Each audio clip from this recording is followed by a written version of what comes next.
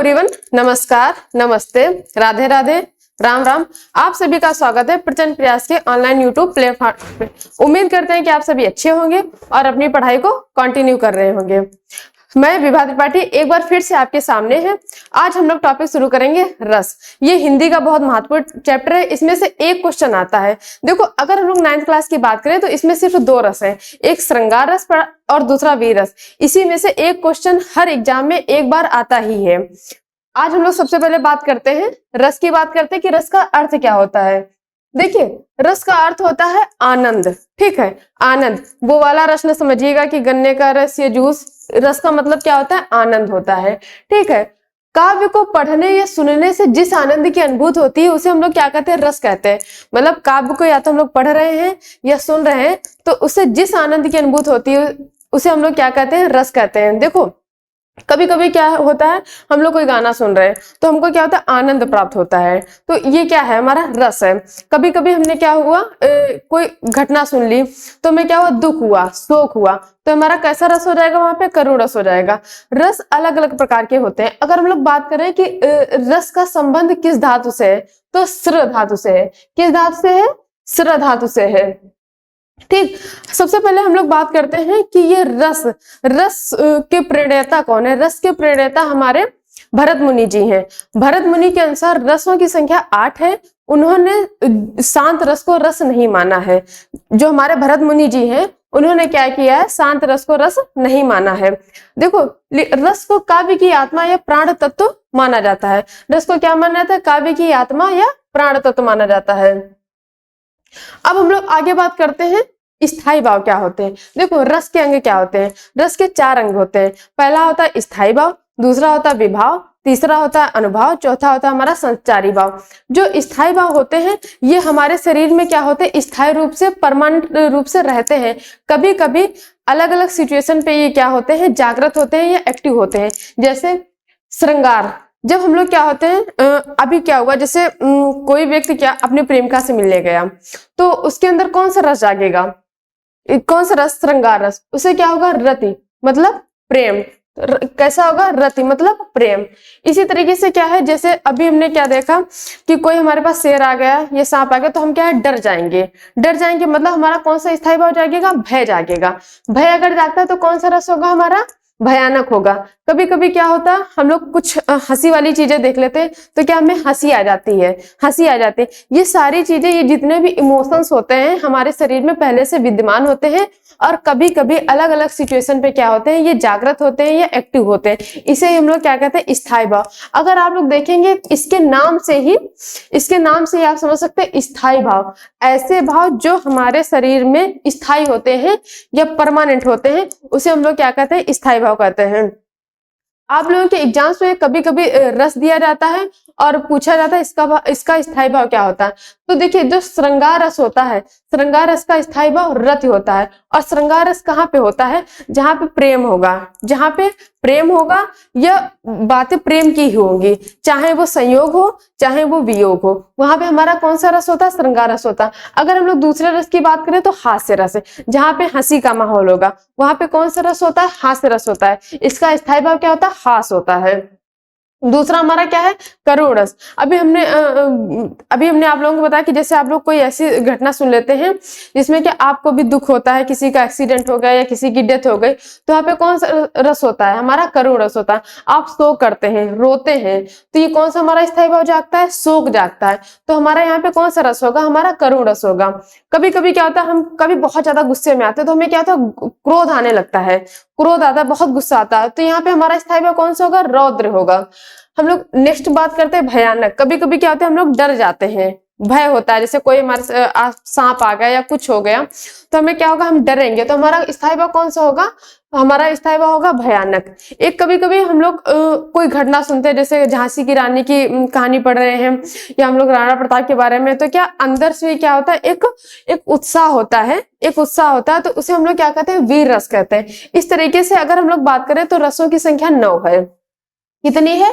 9 रस है। और इसमें कभी कभी आपके जो बहुविकल्पी प्रश्न है उसमें आ जाता है कि इस रस का स्थायी भाव क्या है, इस रस का स्थायी भाव क्या है। इस तरीके से आपके एग्जाम में क्वेश्चंस आ जाते हैं। अब हम लोग बात करेंगे नेक्स्ट। देखो, नेक्स्ट हमारा क्या है, विभाव। देखो अभी आप लोग स्थायी भाव समझ गए कि स्थायी भाव हमारा क्या होता है, जो हमारे इमोशंस हमारे शरीर में रहते हैं परमानेंट, वो स्थायी होते हैं, कभी कभी अलग अलग सिचुएशन पे ये जागते हैं, उसे हम लोग क्या कहते हैं, स्थायी भाव कहते हैं। अभी ये जितने भी अंग हैं इसके बारे में अभी हम एक एग्जाम्पल देके समझाएंगे, आप लोगों को तो बहुत अच्छे से समझ में आ जाएगा। देखिए क्या है, जिसके कारण से हृदय को रस प्राप्त होता है वह विभाव कहलाता है, अर्थात स्थायी भाव का कारण विभाव होता है। देखो आप लोग एक हम उदाहरण दे रहे हैं, जैसे क्या है, एक बगीचा है, उसमें कोई प्रेमी अपनी प्रेमिका से मिलने गया, कोई प्रेमी क्या हुआ, अपनी प्रेमिका से मिलने गया। तो जब प्रेमी बैठा है और इंतजार कर रहा है, जब उसकी प्रेमिका आएगी तो उसे क्या होगा कि उसको देख के क्या होगा, प्रेम होगा, ठीक, प्रेम होगा, मतलब उसको देख के उस पर प्रेम आएगा, तो हमारा क्या हो जाएगा, वो उसे हम लोग क्या कहेंगे, स्थायी भाव कहेंगे। उसे हम लोग क्या कहेंगे, स्थायी भाव, मतलब उसके शरीर में प्रेम का जागृत होना क्या कहलाएगा, स्थायी भाव कहलाएगा। अब विभाव की हम लोग बात करते हैं। विभाव हमारा क्या होगा, वो एटमॉस्फेयर। देखो अगर कोई होता है रोड पे मिला है तो ज्यादा प्रेम नहीं आएगा। अगर देखो बगीचा है तो जो बगीचे का एनवायरनमेंट है, आसपास फूल लगे हुए हैं, पता चले वहां बारिश भी होने लगे, तब तो और भी अच्छा माहौल हो जाएगा। तो इसे हम लोग क्या कहते हैं, विभाव कहते हैं। इसे हम लोग क्या कहते हैं, विभाव कहते हैं। जो एटमॉस्फेयर होता है जिसकी वजह से क्या होता है, व्यक्ति के अंदर स्थायी भाव जागृत होते हैं, उसे हम लोग क्या कहते हैं, विभाव कहते हैं। अगर हम लोग विभाव के प्रकार की बात करें तो विभाव होता है आलंबन और उद्दीपन, दो प्रकार का होता है। पहला होता है आलंबन और दूसरा होता है उद्दीपन। यहाँ पे आलंबन क्या होगा, वो प्रेमिका जिसकी वजह से प्रेमी के मन में क्या हुआ, प्रेम जागृत हुआ, तो जो प्रेमिका होगी वो हमारा क्या होगी, आलंबन होगी। अगर उद्दीपन की बात करें तो अभी हमने आप लोगों को बताया कि जैसे क्या आसपास फूल लगे हैं तो किसका काम करेंगे, उद्दीपन का। पता चले बारिश होने लगी तो किसका काम करेगी, उद्दीपन की। मतलब वो जो स्थायी भाव है उसको और बढ़ाना, उसे हम लोग क्या कहते हैं, उद्दीपन कहते हैं। तो बढ़ाएगा कौन, जो एटमॉस्फेयर। पता चले अकेले हैं दोनों लोग बाग में, बहुत अच्छी हवा चल रही है, इसके साथ साथ बारिश होने लगी, जितना उसको प्रेम आ रहा था और भी बढ़ गया, तो ये किस चीज का काम करेगा, उद्दीपन। तो आलंबन क्या होता है, जिसकी वजह से क्या होगा, स्थायी भाव जागृत होता है, उसे हम लोग आलंबन कहते हैं। और जो स्थायी भाव को बढ़ाता है, जो एटमॉस्फेयर स्थायी भाव को बढ़ा देता है, उसे हम लोग क्या कहते हैं, उद्दीपन कहते हैं। ठीक है, अब हम लोग आगे बात करेंगे। आगे हम लोग बात करते हैं अनुभव की। देखो अब क्या होगा, यहाँ पे प्रेमी और प्रेमिका एक बगीचे में है। अब मतलब उनका स्थायी भाव क्या रद्द हो गया, विभाव क्या हो गया, एटमॉस्फेयर हो गया। अब जो प्रेमी होगा वो क्या करेगा, मुस्कुराएगा, ठीक है, प्रेमिका भी मुस्कुराएगी। मतलब जो उनके शरीर में एक्टिविटीज होंगी उसे हम लोग क्या कहेंगे, अनुभव कहेंगे। मतलब स्थायी भाव जागृत होने के बाद जो भी घटना उनके शरीर में होगी उसे हम लोग क्या कहते हैं, अनुभव कहते हैं। स्थायी भाव के जागृत होने पर आश्रय की बाह्य चेष्टाओं को अनुभव कहते हैं। मतलब प्रेमी मुस्कुराएगा, ठीक है, मुस्कुराएगा और प्रेमिका भी मुस्कुराएगी, एक दूसरे के पास आएंगे, तो इसे हम लोग क्या कहेंगे, अनुभव कहेंगे। मतलब जो प्रक्रिया स्थायी भाव के जागृत होने के बाद जो दोनों की प्रक्रियाएं होंगी उसे हम लोग क्या कहते हैं, अनुभव कहते हैं। संचारी भाव क्या कहते हैं, अलग अलग आश्रय के मन में उठने वाले अस्थाई, मतलब अब क्या वो सोचेगा, अलग अलग तरीके से सोचेगा प्रेमी कि अभी आएगी हमारे गले लग जाएगी, तो वो जो सोच रहा है कि इसके बाद हमारी शादी होगी, तो ये जो भाव हमारे शरीर में आते हैं, ये जो भाव हमारे मन में आएंगे, इन्हें हम लोग क्या कहेंगे, संचारी भाव कहते हैं। इन्हें हम लोग क्या कहेंगे, संचारी भाव कहेंगे। ठीक है, यहाँ तक बात समझ में आई। अगर हम लोग बात करें कि रस की, तो आप लोगों के जो सिलेबस है उसमें सिर्फ 2 रस है। क्लास 9th में सिर्फ 2 रस है। एक हमारा क्या है, श्रृंगार रस है, दूसरा हमारा क्या है, दूसरा हमारा वीर रस है। श्रृंगार रस के दोनों भाग है, संयोग श्रृंगार भी और वियोग श्रृंगार भी। इन दोनों में से आप लोगों के एग्जाम में कोई ने एक क्वेश्चन हमेशा आता ही है, शायद 4 या 5 नंबर का एक क्वेश्चन हमेशा आता है। तो देखो श्रृंगार रस क्या होता है, जहां विभाव अनुभाव तथा संचारी भाव के संयोग से रति नामक स्थायी भाव रस रूप में परिणत हो, वहां कौन सा अलंकार होता है, कौन सा रस होता है, श्रृंगार रस होता है। कौन सा रस होता है, श्रृंगार रस होता है। देखो जहां विभाव अनुभाव, देखो सारी चीजें होंगी ना, जितने भी अंग होंगे सब होंगे ना, विभाव मतलब एटमॉस्फेयर की वजह से, अनुभव मतलब जो उसकी बाह्य चेष्टाएं हैं, संचारी भाव जो व्यक्ति वो सोच रहा है, इन सबके संयोग से रति नामक जब स्थायी भाव क्या हो, प्रकट हो, मतलब व्यक्ति के अंदर प्रेम प्रकट हो, तो ऐसे रस को हम लोग क्या कहते हैं, ऐसे रस को हम लोग कहते हैं श्रृंगार रस। ऐसे रस को हम लोग क्या कहते हैं, श्रृंगार रस कहते हैं। अगर बात की जाए श्रृंगार रस के भाग, श्रृंगार रस के भाग कितने होते हैं, 2 होते हैं। एक होता है संयोग श्रृंगार, दूसरा होता है वियोग श्रृंगार। संयोग श्रृंगार का मतलब होता है जब 2 प्रेमियों का मिलन हो, तो वहां पे हमारा होगा संयोग श्रृंगार। देखो जैसे अब प्रेमी प्रेम का क्या है, बगीचे में है, बगीचे में है, घूम रहे हैं, टहल रहे हैं, ठीक, बातें कर रहे हैं एक दूसरे से, तो ये हमारा वहां पे क्या होगा, संयोग श्रृंगार हुआ। अब पता चला प्रेमिका के भाई को पता चल गया कि हमारी बहन यहाँ टहल रही है, आया बगीचे में और प्रेमी को क्या कर दिया, तोड़ फोड़ दिया, ठीक, उसको क्या किया, बहुत मारा। तो अब और मार के क्या किया, अपनी बहन को लेके चला गया। अब प्रेमी क्या करेगा, वहां बैठ के रोएगा, उसको याद करेगा। तो वहां पे हमारा श्रृंगार कौन सा होगा, वियोग श्रृंगार होगा। वहां पे वियोग श्रृंगार होगा, मतलब क्या करेगा, अपनी प्रेमिका को याद करा। थोड़ी देर पहले क्या था, दोनों लोग मिलने आए थे, बारिश हो रही थी, बगीचे में फूल खिले थे, तो वहां पे हमारा कौन सा श्रृंगार था, मतलब माहौल बहुत अच्छा था, खुशनुमा माहौल था, दोनों बहुत अच्छे से रह रहे थे, वहां पे घूम रहे थे, इंजॉय कर रहे थे। तो वहां पे हमारा कौन सा श्रृंगार था, संयोग श्रृंगार था। और जब क्या हुआ, जब भाई आया, भाई ने देख लिया और क्या किया, प्रेमी को तोड़ फोड़ के अपनी बहन को लेके चला गया। तो अब प्रेमी क्या करेगा, प्रेमी भी इधर रो रहा है बैठा, और प्रेमिका भी अपने घर में क्या करेगी, जाके अपने प्रेमी के बारे में सोचेगी जाके। तो वो वहां पे हमारा क्या हो जाएगा, हमारा वियोग श्रृंगार हो जाएगा। हमारा कौन सा श्रृंगार होगा, वहां पे वियोग श्रृंगार होगा। देखिए अब हम लोग इसके आगे बात करते हैं, इनके उदाहरण की बात करते हैं, इसके उदाहरण की बात करते हैं। देखो ये हमारा सीन कहाँ का है, पुष्प वाटिका का। ये हमारा कहाँ का है, पुष्प वाटिका का। और अगर हम लोग बात करें, ये हमारा कौन सा उदाहरण होगा, संयोग श्रृंगार का। अगर इसके भाग में भी बात करें तो ये हमारा कौन सा उदाहरण है, संयोग श्रृंगार का, ठीक, संयोग श्रृंगार का। ये हमारा क्या है, राम और सीता का मिलन हो रहा है यहाँ पे।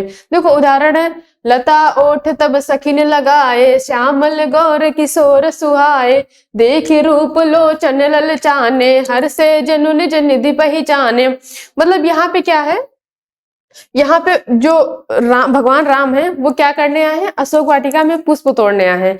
अशोक वाटिका में क्या है, पुष्प तोड़ने आए हैं। और उसी वक्त क्या होता है, सीता जी जो होती हैं, सीता जी क्या होती है, जो पुष्प वाटिका में पूजा करने के लिए आती हैं। पुष्प वाटिका में गौरी जी का मंदिर होता है और सीता जी वहां क्या करती है, पूजा करने आती हैं। और ये दोनों लोग क्या कर रहे हैं, देखो एक दूसरे को देख रहे हैं, काफी देर तक देख रहे हैं। तो यहाँ पे हमारा कौन सा श्रृंगार होगा, हमारा कौन सा श्रृंगार होगा, संयोग श्रृंगार होगा। कौन सा श्रृंगार होगा, संयोग श्रृंगार होगा। देखो एग्जाम में ये जो उदाहरण है ये बहुत पूछा जाता है, एग्जाम में ये वाला उदाहरण बहुत पूछा जाता है। और एग्जामिनर कहता है इस उदाहरण में स्थायी भाव, विभाव, अनुभाव तथा संचारी भावों सहित वर्णन कीजिए।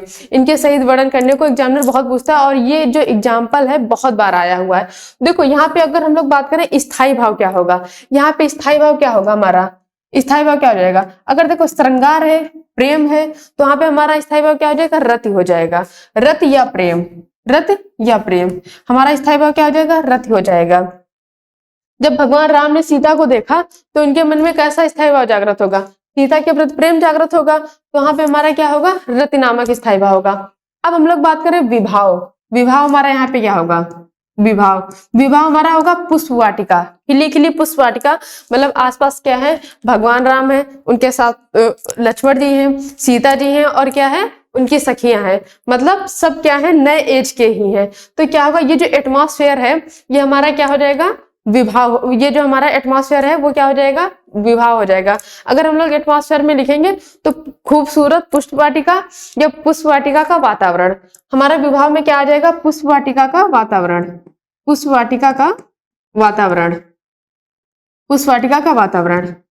अगर हम लोग बात करें वातावरण, अगर हम लोग बात करें कि अनुभव क्या होगा, देखो पहले क्या हुआ, पहले इन दोनों लोगों ने एक दूसरे को देखा, ठीक, इन दोनों लोगों ने एक दूसरे को देखा, इनके मन में क्या हुआ, स्थायी भाव जागृत हुआ, मतलब प्रेम आया। ऐसा तो नहीं कि नहीं सीता जी को देख के बहुत गुस्सा हो गए, ठीक है, ऐसा हुआ या सीता जी को देख के हंसने लगे, ऐसा तो नहीं हुआ। क्या हुआ, प्रेम आया। तो स्थायी भाव इनके अंदर क्या हुआ, रति नामक स्थायी भाव जागृत हुआ, मतलब पहले प्रेम आया।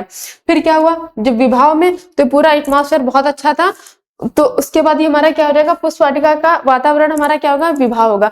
अगर हम लोग अनुभव की बात करें तो क्या, इन दोनों देखो एक दूसरे को देख रहे हैं, ठीक है, और ये भी मुस्कुरा रहे हैं, ये भी मुस्कुरा रहे हैं, तो ये हमारा क्या हो जाएगा, अनुभव हो जाएगा, मतलब बाह्य चेष्टाएं, जो दोनों लोगों की बाह्य चेष्टाएं होंगी वो क्या हो जाएंगी, अनुभव हो जाएंगी। तो अनुभव में हम लोग लिखेंगे सीता जी, अनुभव में हम लोग क्या लिखेंगे, सीता तथा राम को एक दूसरे का देखना तथा एक दूसरे को देखकर मुस्कुराना।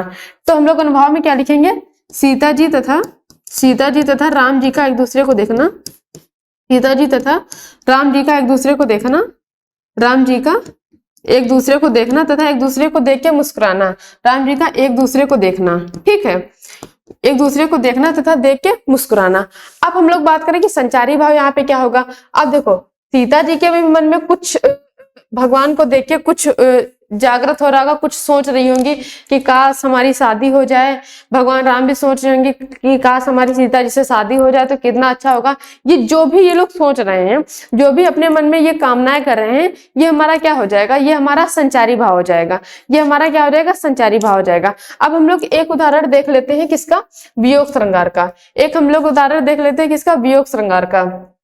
देखो, हे खृग मृग हे मधुकर श्रेणी, तुम देखी सीता मृग नैनी। देखो यहाँ पे उस वक्त की बात है जब क्या होता है, सीता जी का हरण हो जाता है, सीता जी का हरण हो जाता है और क्या होता है, भगवान राम सबसे पूछते हैं, जंगल में सबसे पूछते हैं, जो छोटे छोटे जीव जंतु हैं, मृग हैं, इनसे पूछते हैं कि क्या तुम लोगों ने हमारी सीता जी को देखा है, मतलब क्या विलाप कर रहे हैं। और इधर जहाँ पे सीता जी का अपहरण हुआ है, सीता जी भी अशोक वाटिका में क्या कर रही है, सीता जी भी अशोक वाटिका में भगवान राम के बारे में सोच रही है। देखिए आप लोग देख रहे हैं। तो अगर हम लोग बात करें इसमें स्थायी भाव क्या होगा, स्थायी भाव तो रत ही रहेगा, मतलब ऐसा तो नहीं कि भगवान राम के ऊपर गुस्सा आ रहा हो या भगवान राम को सीता जी के ऊपर गुस्सा आ रहा हो कि पता नहीं कहाँ चली गई, प्रेम ही जागृत हो रहा, तभी तो एक दूसरे के लिए क्या है, रो रहे हैं। तो स्थायी भाव हमारा क्या हो जाएगा, यहाँ पे रत हो जाएगा। अगर विवाह की बात करें तो अकेलापन, अशोक वाटिका का वातावरण मतलब एक सुनसान, वहां भी क्या है, भगवान राम क्या है, अकेले हैं, वहां पंचवटी में भगवान राम क्या है, अकेले हैं। तो जो वहां का वातावरण और यहाँ अशोक वाटिका का वातावरण जो होगा, ये हमारा किसमें हो जाएगा, विवाह में हो जाएगा। अगर हम लोग बात करें अनुभाव क्या होगा, तो दोनों लोगों का रोना, सोच के बाद जो इनकी बाह्य चेष्टाएं हैं वो क्या है, रो रहे होंगे, ठीक, विलाप कर रहे होंगे, ये सब हमारी किस में आ जाएंगी, ये सब हमारी किस में आ जाएंगी, विवाह में आ जाएंगे। उसके बाद अगर हम लोग बात करें संचारी भाव की, तो देखो भगवान राम भी सोच रहे होंगे कि पता नहीं अब सीता जी को कैसे मिलेंगे, हम ढूंढ पाएंगे या नहीं ढूंढ पाएंगे। इधर सीता जी भी रो रही होंगी कि सोच रही होंगी कि पता नहीं हमको भगवान कैसे ढूंढ पाएंगे, कैसे वो हमको मिल पाएंगे। तो ये जो इनके मन में जो बहुत सी कामनाएं जागृत हो रही हैं, सोच रहे हैं एक दूसरे के बारे में, ये हमारा क्या हो जाएगा, ये हमारा संचारी भाव हो जाएगा। कौन सा भाव हो जाएगा, हमारा संचारी भाव हो जाएगा। तो ये हमारा था श्रृंगार रस। आपके जो सिलेबस में है तो दो ही रस है, पहला हमारा है श्रृंगार रस, दूसरा हमारा वीर रस। श्रृंगार रस के भाव कितने, श्रृंगार रस के प्रकार कितने हैं, दो हैं। पहला हमारा था संयोग श्रृंगार, दूसरा हमारा क्या था, वियोग श्रृंगार। इसको क्या है, हमने उदाहरण देकर आप लोगों को समझा दिया। आप लोग इसको लिखने की कोशिश करना और पूरा जब भी अगर आपके एग्जाम में आता है तो आप स्थायी भाव, विभाव, संचारी भाव, अनुभाव के सहित ही व्याख्या करना, नंबर अच्छे मिलेंगे आप लोगों को। अगर हम लोग नेक्स्ट बात करते हैं अपने दूसरे रस की, तो दूसरा हमारा क्या है, वीर रस है। देखो वीर रस है, हमने भी बताया कि कभी कभी आप क्या करते हैं, ऐसी मूवी देख रहे हैं जहां पे आपको उत्साह हो रहा है, मतलब क्या कर रहा है, भारत वाले पाकिस्तान को मार रहे हैं, ठीक है। ऐसा जब आपके क्या है तो आपके अंदर क्या होगा, एक उत्साह होगा कि काश हम भी आर्मी में होते और जब हमला हो रहा था तो हम भी 4-5 पाकिस्तानियों को मार के आते हैं, ठीक। तो इस तरीके से, या कभी कभी आप क्या करते हैं, झांसी की रानी की कहानी पढ़ रहे हैं तो आप भी सोचते अरे उस वक्त काश हम भी होते तो हम भी अंग्रेजों को धूल चटाए होते। तो ये सब चीजें जब आप देखते हैं तो आपके मन में क्या जागृत होता है, उत्साह जागृत होता है, उत्साह जागृत होता है। तो यहाँ पे क्या है, जहां विभाव, अनुभाव तथा संचारी भाव के सहयोग से उत्साह नामक स्थायी भाव रस रूप में परिणत है, वहां पे कौन सा रस होता है, हमारा वीर रस होता है। हमारा कौन सा रस होता है, वीर रस होता है। देखिए हम लोग इसके उदाहरण की बात करते हैं।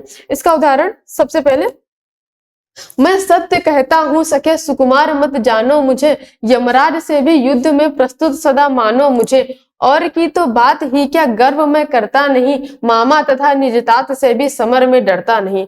मतलब यहाँ पे उस वक्त की बात की जा रही है जब अभिमन्यु को जो उसके सारथी हैं वो काफी छोटा समझ रहे हैं, काफी छोटा समझ रहे हैं और सोच रहे हैं कि कैसे इसको क्या है, कौरवों की सेना के सामने ले जाएं और कैसे अभिमन्यु जी क्या है, जो द्रोणाचार्य हैं, भीष्म पितामह जी हैं, इनको क्या है, इनको हरा पाएंगे। तो ये क्या करते हैं, तो अभिमन्यु क्या करते हैं, अपने सारथी कह रहा है मैं सत्य कहता हूं सके सुकुमार मत जानो मुझे, मतलब हमें छोटा बालक मत समझो और युद्ध यमराज से भी युद्ध में प्रस्तुत सदा मानो मुझे। अरे आप तो कौरवों की बात कर रहे हैं, हम तो यमराज से भी युद्ध कर सकते हैं। तो अभिमन्यु जी क्या कर रहे हैं, अपने सारथी को समझा रहे हैं। अगर हम लोग बात करें यहाँ पे स्थायी भाव हमारा क्या होगा, स्थायी भाव हमारा क्या होगा, उत्साही होगा। क्यों, क्योंकि वीरता की बात हो रही, तो हमारा स्थायी भाव क्या हो जाएगा, उत्साह हो जाएगा। अगर हम लोग विभाव की बात करें, विभाव की बात करें तो क्या होगा, जो वहां का वातावरण है, मतलब जो सेनाएं हैं एक दूसरे के आमने सामने है, शंख की ध्वनि बज रही होगी कि हाँ युद्ध शुरू होने जा रहा, तो ये सब चीजें हमारी क्या हो जाएंगी, ये सब चीजें हमारी विभाव हो जाएंगी, ये सब चीजें हमारी क्या हो जाएंगी, विभाव हो जाएंगी। अगर हम लोग अनुभव की बात करें, अगर हम लोग अनुभव की बात करें तो जो अभिमन्यु का धनुष उठाना या तलवार उठाना, ये सब जो बाह्य चेष्टाएं होंगी, ये सब क्या होंगी, हमारी अनुभव होंगी। जो भी व्यक्ति की बाह्य चेष्टाएं होती है उसे हम लोग क्या कहते हैं, अनुभव कहते हैं। इसके बाद अगर हम लोग संचारी भाव की बात करें तो अभिमन्यु सारथी भी सोच रहा होगा पता नहीं कैसे युद्ध कर पाएंगे, अभी इतने छोटे हैं, जीत पाएंगे या नहीं जीत पाएंगे। अभिमन्यु भी सोच रहे होंगे अरे एक बार सामने तो जाने दो, पूरी सेना को धूल चढ़ा देंगे। इस तरीके से जो ये लोग जो कामना जो सोच रहे होंगे, जो इनके अंदर भाव चल रहे होंगे, ये सारे भाव क्या होंगे, हमारे संचारी भाव होंगे। जैसे अभिमन्यु का सोचना, सारथी का सोचना, ये सब हमारे क्या हो जाएंगे, संचारी भाव हो जाएंगे। ये सब हमारे क्या होंगे, संचारी भाव हो जाएंगे। अब हम लोग बात करते हैं दूसरे उदाहरण की, हम लोग बात करते हैं दूसरे उदाहरण की। बुंदेलो हर बोले के मुख से हमने सुनी कहानी थी, खूब लड़ी मर्दानी वाली, वह तो झांसी वाली रानी थी। देखो ये हमारी पंक्तियां कहाँ से ली गई है, सुभद्रा कुमारी चौहान ने ये इन पंक्तियों को लिखा है। इन पंक्तियों को किसने लिखा है, सुभद्रा कुमारी चौहान ने लिखा है।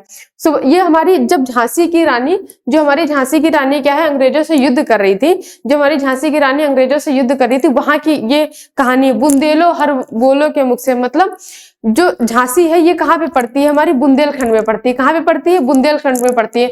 तो सुभद्रा कुमारी चौहान का कहने का मतलब है बुंदेलों के मुख से हमने सुनी कहानी थी, मतलब वहां के लोगों के मुंह से हमने ये कहानी सुनी थी कि जो झांसी वाली रानी थी वो ऐसे युद्ध करती थी जैसे कोई मर्द लड़ रहा है, जैसे कोई मर्द लड़ रहा है। अगर हम लोग बात करें, एक हमारे अंग्रेज हैं, उन्होंने भी कहा था कि पूरे 1857 की क्रांति में हमें सिर्फ एक ही मर्द मिला, वो सिर्फ कौन थी, झांसी वाली रानी थी। वो हमारी कौन सी थी, झांसी वाली रानी थी।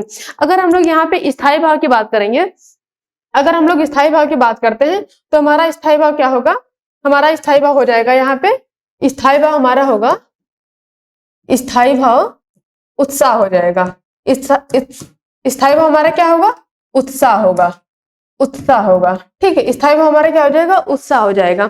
अगर हम लोग बात करें यहाँ हमारा विभाव क्या होगा, विभाव क्या होगा, विभाव क्या होगा, वो सुन के, मतलब वो वातावरण, जब झांसी की रानी क्या थी, लड़ रही थी, वो वातावरण हमारा क्या हो जाएगा, विभाव हो जाएगा। वो वातावरण हमारा क्या होगा, विभाव होगा। अगर हम लोग बात करें अनुभव की, तो अनुभव की झांसी की रानी का तलवार उठाना, घोड़े पे चढ़ना, ये सब जो बाह्य चेष्टाएं हो जाएंगी, हमारी क्या हो जाएंगी, अनुभव हो जाएंगी। ये हमारी क्या हो जाएंगी, अनुभव हो जाएंगी। अगर हम लोग संचारी भाव की बात करें तो उनका सोचना कि बस अभी हम युद्ध में जाएंगे और अंग्रेजों को धूल चटा देंगे। ये जो भी उनके मन में कामनाएं होंगी, जो भी व्यक्ति के मन में कामनाएं होंगी, उसे हम लोग क्या कहेंगे, संचारी भाव कहते हैं। उसे हम लोग क्या कहते हैं, संचारी भाव कहते हैं। यहीं पे क्या होता है, हमारा जो चैप्टर है रस वाला, जो 9th क्लास का चैप्टर है, ये यहीं पे कंप्लीट होता है। क्योंकि आप लोगों के सिलेबस में सिर्फ 2 ही रस हैं, एक श्रृंगार रस है और दूसरा क्या है, वीर रस है। जो बहुविकल्पी में क्वेश्चन पूछा जाता है उसमें 9 रस के बारे में पूछा जाता है, उसमें 9 रस के बारे में पूछा जाता है। कभी कभी पूछा जाता है भरत मुनि के अनुसार जो रस है उनकी संख्या कितनी है। भरत मुनि के अनुसार रसों की संख्या 8 है, उन्होंने क्या किया है, शांत रस को रस नहीं माना है। कभी कभी एक क्वेश्चन आता है हमारा कि सूरदास के अनुसार रसों की संख्या कितनी है, तो हम लोग अगर सूरदास के अनुसार बात करेंगे तो 11 है।